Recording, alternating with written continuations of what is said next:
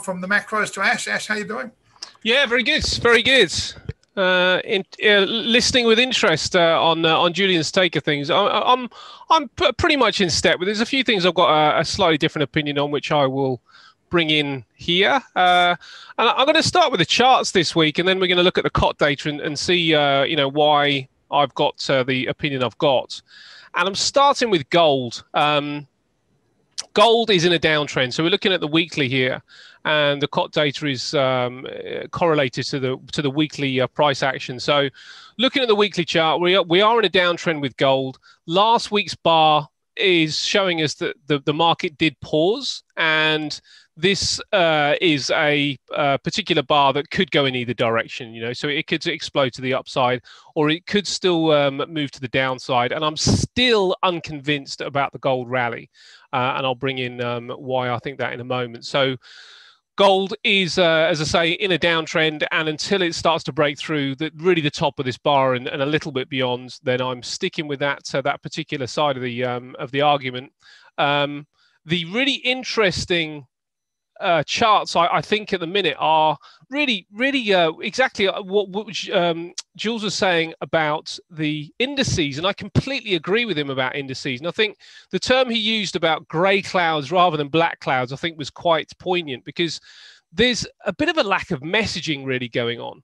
This is the NASDAQ, and the NASDAQ, yes, has hit a bit of a blockage up here. But the pattern I've got just kind of stretches up a little bit higher. So I think the NASDAQ could get up to somewhere around about 14,500 before we see a more significant move to the downside. But that doesn't mean that I'd like to buy it to that point, because I think the NASDAQ is probably starting to lose steam up here. And the reason I bring the NASDAQ up more than the S&P is that I think the NASDAQ probably will be the one that suffers the most. I think that Biden announcement of a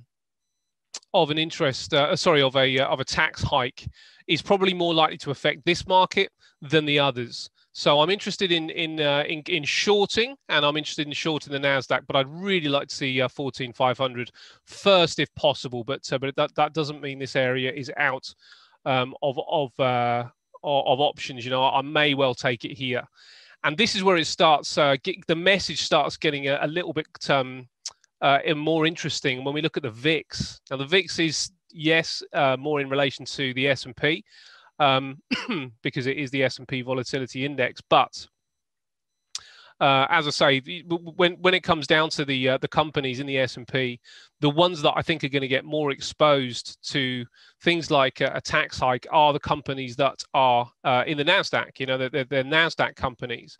So last week, yes, we tried to get a rally going, but it failed ultimately. But 2 weeks ago, we had this really lovely engulfing bar.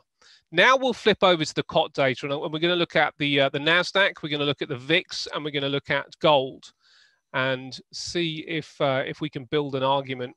The VIX, first of all, let's have a look at the VIX. So with the COT data with the VIX, we just saw a little uptick. Now, all we've got, the reason I think that Julian's comment about grey clouds rather than black clouds is poignant is because the message at this stage is not extreme. So it's not really shouting anything specific. All it's giving us is just little pieces of piecemeal, really, that we can possibly grab onto and see if we can deem some kind of information and some kind of bias from. This ticking up just a little bit on the net longs just says to me that people are getting a little bit nervous. Now, they're not all out and out panicking right now, but they're getting a little bit nervous. So this is the net buying here, and this is the index. And the index is falling down to the lower scale. Now, the lower scale would normally suggest a sell-off, as it did here and as it did here. So when we see the index at the lower end here, we see a sell-off. We see an index at the lower end here. We tend to see a sell-off. I shouldn't say we see a sell-off. We tend to see a sell-off. We see at the high end here, this suggests buying. The the VIX. So this is getting around about the 50% mark here. So we'd want to see this start to move in the opposite direction, but it's slowing. You know, that's the significant thing here, and the net buying is just starting to pop up. Now, if we look at the NASDAQ, this is the E-mini on the NASDAQ. There's the price action up there. And we're seeing the buying on the index below this 50 line. So it's below the 50% line, and it's just dropping off a little bit, not massively, but just a little bit. And as I say, I'm just trying to garner some kind of hint of what might be happening here. There was a little uptick in the selling there, which is all this is suggesting, that we're a little bit early to actually get a genuine directional bias here. It's just saying, be a little bit careful this week, because volatility may well pick up. And it could be a really good environment for day traders, but not necessarily for people that are going to be holding longer term. And this is gold here. This is gold, and the index is floating around this 50% mark. So again, not extreme enough for us to get any kind of idea of which way the gold market is gone, but it's just a little bit negative. When we look at the selling here, yes, those commercials are always ultimately selling, but we look at the selling here. Then there's some open water between the buying and selling, and we just see just a little bit of flatlining there with the buying. So it's saying that if the gold market is to pump from this point, then it's probably more likely to be retail traders, which means that there is a lack of liquidity, and it means that we need to be a bit more careful when we are trying to pick a longer term move in gold. So it is possibly a good scenario for day traders for the coming week, rather than people that want to try and take longer term positions. If we then look at some of the other possible indicators, the yen has seen an uptick in the commercial index here, which is certainly suggesting that any nervousness is possibly going towards the currency, this currency, rather than maybe towards gold as a potential protective asset. So we might be looking at the yen as their protection asset rather than gold. And we're still seeing the buying quite nice and healthy. There's some open water between the buy line and the sell line here, between the yen and between the yen buying and the yen selling. But we're not seeing a massive uptick. So again, it's not showing us that if we take a longer term position, we are likely to get just chopped around a little bit before it becomes a bit more defined.